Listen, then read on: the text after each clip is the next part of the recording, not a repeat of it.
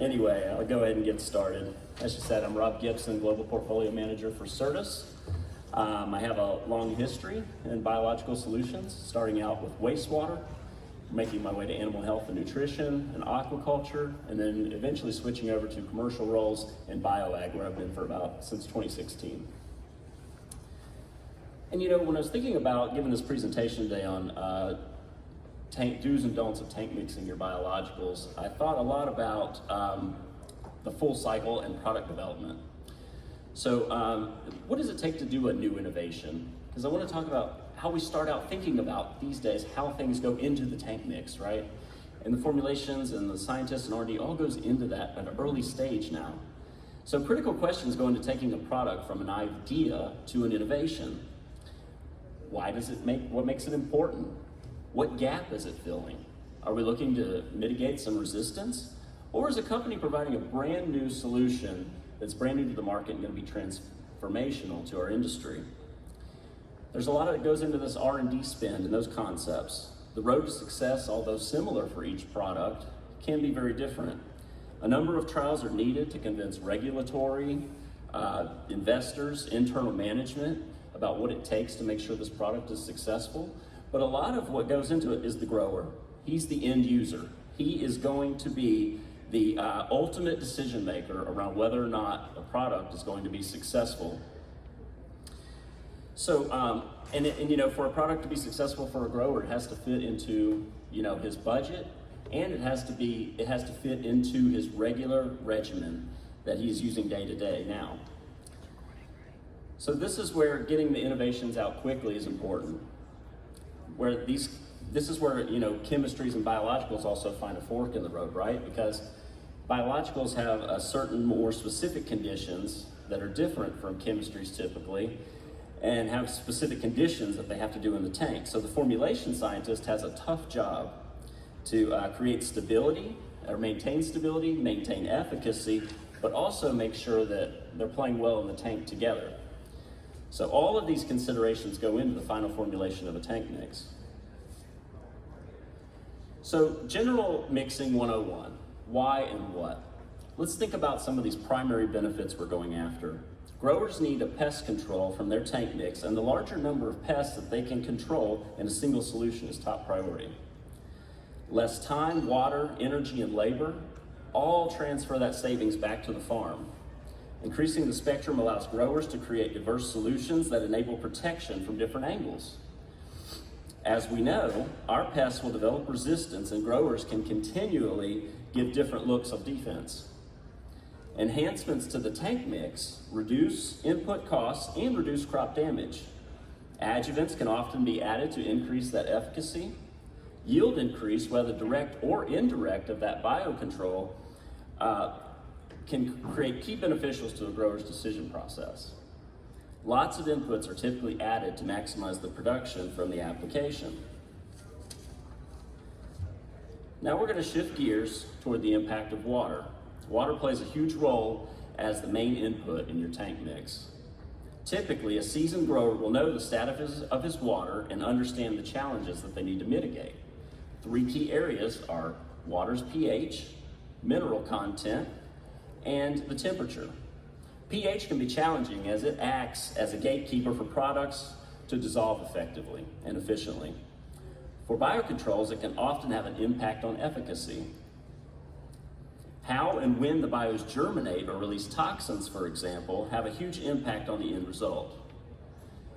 An example of a fungicide needing to germinate on a leaf, or an insecticide needing to release a short-lived toxin in the gut of the bug, if that's happening in the tank, it's going to definitely cause a reduced impact on your crop performance.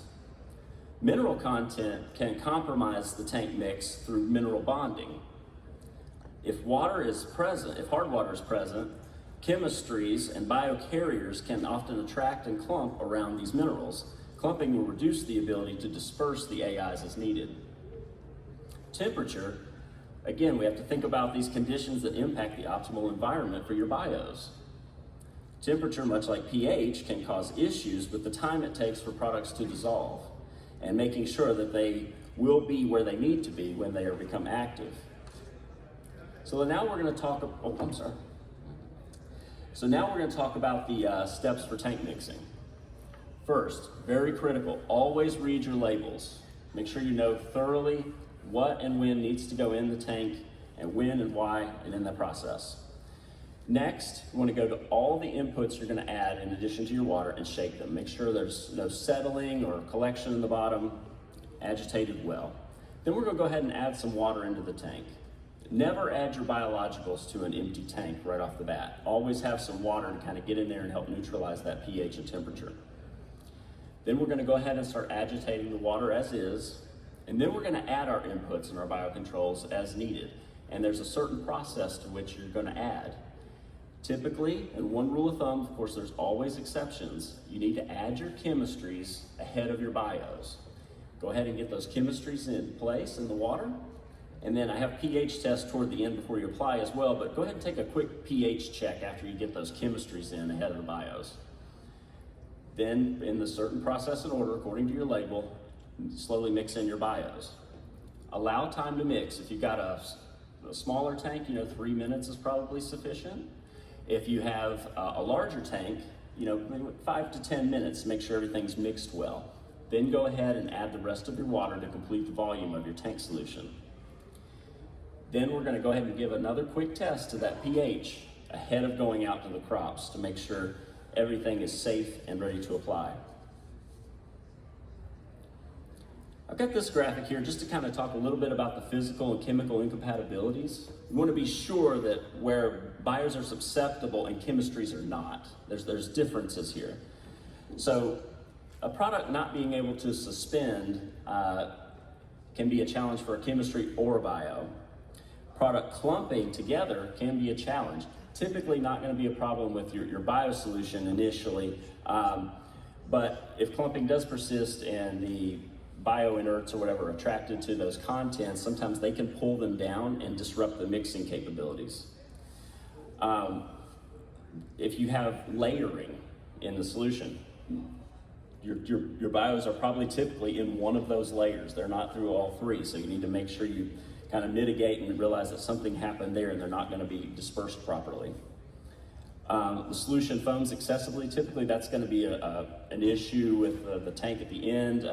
You don't want your bios to leak out, but most of the time foaming with a biological, that's taking place upstream in the formulation process and research and development. A lot of anti-foam agents are added. Chemical incompatibility. The solution may create physical incompatibility. So you take a clear liquid and a clear liquid, and all of a sudden you have a very dark liquid. Some type of chemical change took place that is not going to be probably effective or what you wanted to go into the field. So we need to think about that, and that can also impact your biologicals. Maybe even a scarier situation is if you add a clear liquid, get a clear liquid, and think everything's okay, but then realizing there's some type of chemical incompatibility. These can all be harmful to your plants and your bios. So just to watch out, make sure you read the labels. There's a common theme with reading the labels. I wanted to kind of point out a few of the formulation types that can create different watchouts. Sometimes emulsified concentration, we got to watch out for phytotoxicity risk. They can sometimes, a good emulsifying agent needs to be added to mitigate the risk, and many times an organic solvent can be added to be extremely helpful. For soluble liquids and suspended concentrates, and insoluble concentrates, these are all your best solutions. These are aqueous-based solutions that are already made in a water-based solution to go into your tank mix. They're the easiest to apply, and they have the lowest risk of having any challenges. Dry flowables and wettable powders.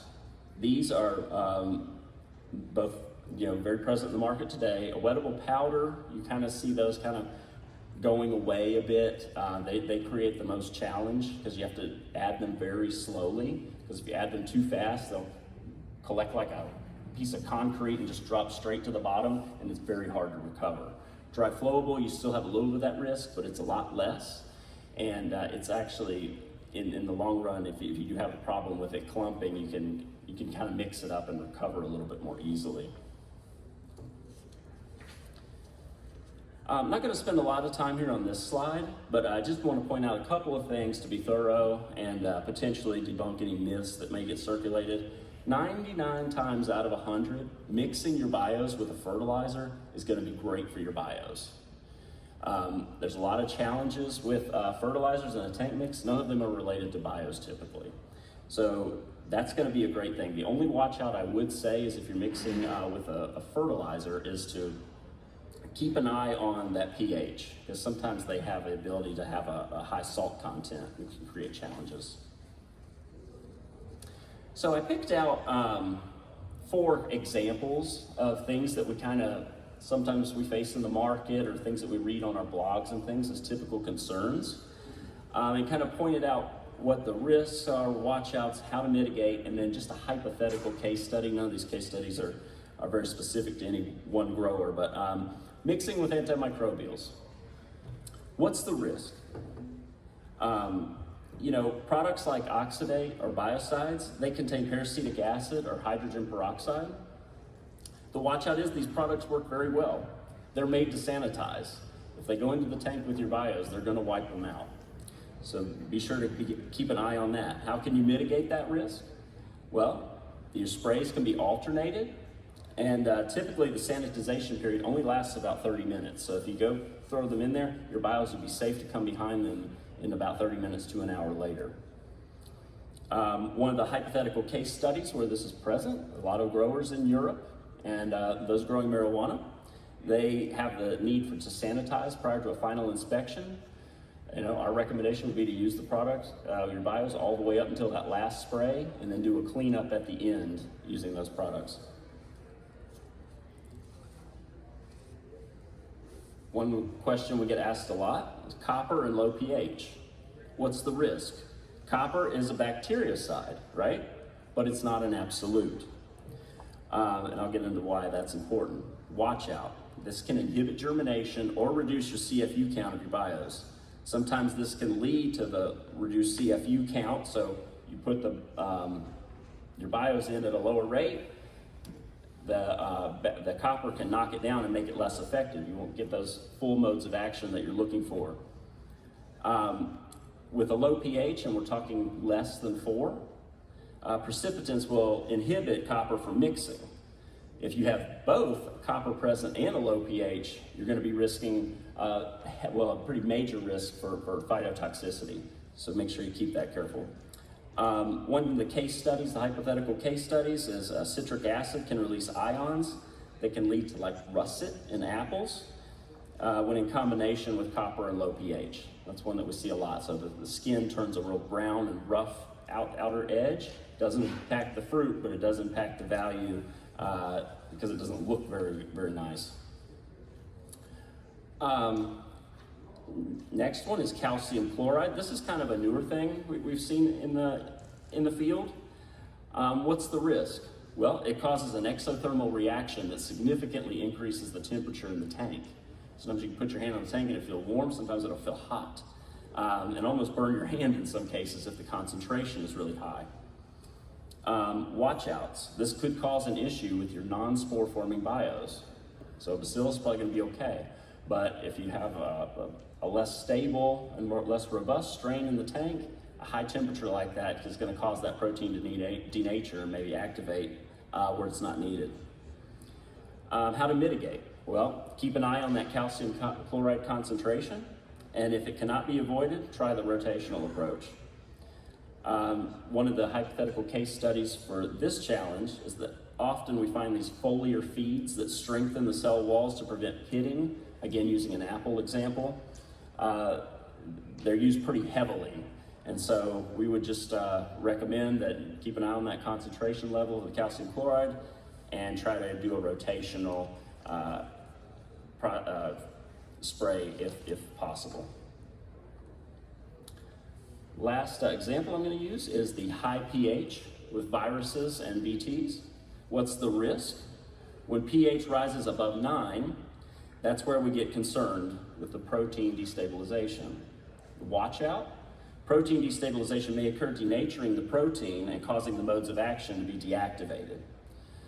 How do we mitigate that? Well, don't let the bios sit in the tank too long. If you're kind of sitting at that pH 9 or above, you're going to want to get the bios in the tank and get them out as quickly as possible. Again, we don't want like a cryotoxin or anything being released in the tank. We need that to take place in the bug's gut where it will be effective. So let's do a quick review. I did a little SWOT analysis here with strengths, weaknesses, and opportunities. The strengths: less exposure and handling, lower costs, less water, and overall efficiency in the field. What are the weaknesses? Well, we hear that there's a low number of publications. This is true, but it is getting better. The regulatory landscape is always changing. Fear of mixing incorrectly. Make sure you read the labels again. And all of these folks out here that have booths and selling bios, they are more than happy to get on the phone with you and walk through what your product needs and what you're concerned about, and just kind of give you that confirmation. And they're concerned about the time and expertise it takes to do the tank mix. Opportunities, as we talked about early in the session with the product development, formulation technologies are made now with tank mixing in mind. These formulations are better and ready to tank mix. Mixing tools have improved. And you get the real-time guidance, as I said. You could reach out to your manufacturer. They're more than willing to help. You can get an expert on the phone or online very quickly now. Threats: compatibility, environmental impact, shift in raw materials. We've seen that a lot over the last couple of years. And evolving rules and instructions. Last review. 1, check the pesticide label for tank mix recommendations and note any inhibitory effects. Read the labels, that's where you got your information. If the tank mix is not well known or the label recommendations are vague and non-existent, you can perform a jar test. And I would recommend this every time you're going to do a new mix. Do a quick jar test just to kind of make sure that you're kind of meeting those parameters and those guidelines or guardrails that you want to stay within to make sure your bios stay healthy and effective. Tank mix all biocides properly and according to labels. Like I said, make sure you mix all your, add all your chemistries first and then properly add your bios in as needed. Double check the equipment and filters. You certainly don't want to have a great tank mix ready to go and then be clogged up in your filters and whatever and not be able to create, reuse your product as you need it. Number 5, contact a biopesticide specialist that you purchased the product from or another with questions or needed confirmation. One thing I don't have on here that I would like to add: if you've got a fungus, don't add a fungicide into your tank mix. If you've got a bacteria, don't add a bactericide into your tank mix. Any microbials with antimicrobial mix is not going to be a good way to end the day. But anyway, that's all I have for you guys today. Try to keep it quick so you can get to your happy hour. I thank you for the opportunity and thanks for sticking with me till 5 o'clock.